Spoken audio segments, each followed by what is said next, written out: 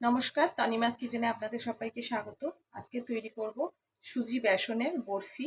তার জন্য আমি নিয়ে নিয়েছি সুজি, এখানে রয়েছে বেসন, চিনি আর কিছু টুটি ফুটি নিয়েছি।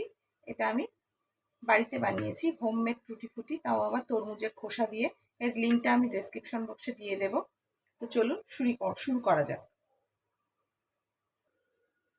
প্রথমে সুজিটাকে শুকনো কড়াইতে হালকা আমি ভেজে নেব।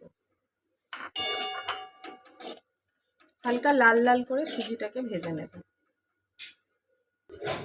সুজিটাকে হালকা লাল লাল করে ভাজা হয়ে গেছে। এবার এর মধ্যে আমি দিয়ে দেব বেসন, দিয়ে দেব ঘি,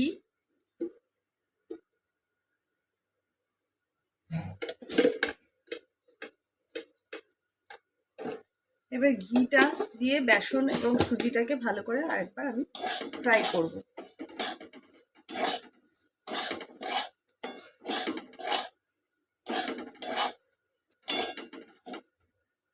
ঘি দিয়ে সুজি এবং বেসনটাকে লাল লাল করে ভাজা হয়ে গেছে। এবার এর মধ্যে আমি গুঁড়ো দুধ মিশিয়ে নেব।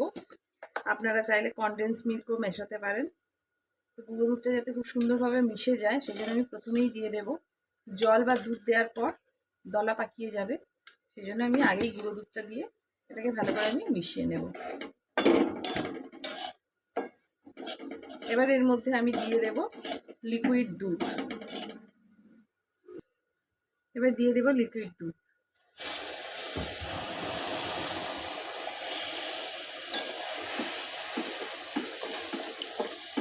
অল্প অল্প পরিমাণে দিতে থাকবো। এবার ফ্লেভার দেওয়ার জন্য আমি এখানে দিয়ে দেব হাফ চামচ পরিমাণ, খুব অল্প পরিমাণ রোজ ওয়াটার। বেশি দিলে ফ্লেভারটা একটু বেশি হয়ে যাবে। এবার দিয়ে দেব চিনি স্বাদ অনুসার, দিয়ে এটা আমি ততক্ষণ পর্যন্ত নাড়তে থাকবো যতক্ষণ না এটা ভালো মতো শক্ত হয়ে যায় বরফি বানানোর জন্য।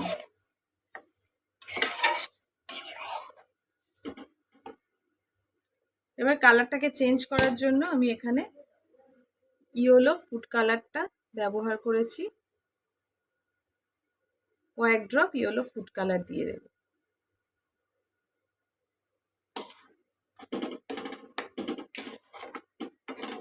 দারুণ একটা কালার চলে আসবে।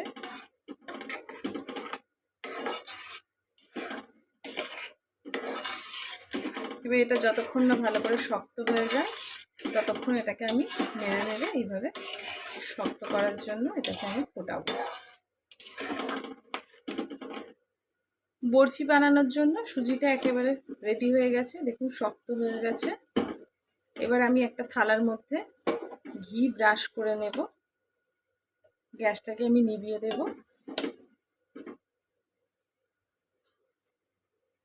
এবার এরকম একটা স্টিলের থালার মধ্যে ভালো করে ঘি ব্রাশ করে দেব আমি। এবার এই থালার মধ্যে সুজি দিয়ে দেব।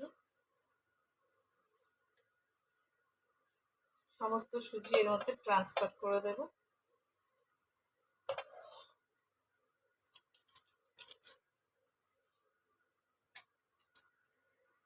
এখন এটা প্রচন্ড গরম রয়েছে, যতটা সম্ভব হাত দিয়ে এইভাবে আমি ফ্ল্যাট করে দেব।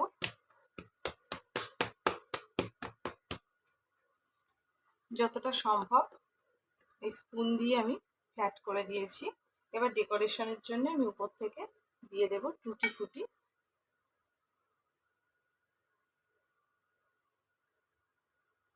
এইভাবে অল্প অল্প করে নিয়ে এর মধ্যে সাজিয়ে দেব। ছুরির সাহায্যে দেখুন আমি বরফি কেটে দিয়েছি। এটা ঠান্ডা হলে সুন্দরভাবে উঠে যাবে। আপনারা এইভাবে বাড়িতে একবার বানিয়ে ট্রাই করবেন, দেখবেন খুব ভালো লাগবে। তো আজকের মতো রেসিপিটা এই পর্যন্ত। আবার দেখা হবে নতুন কোনো রেসিপি নিয়ে।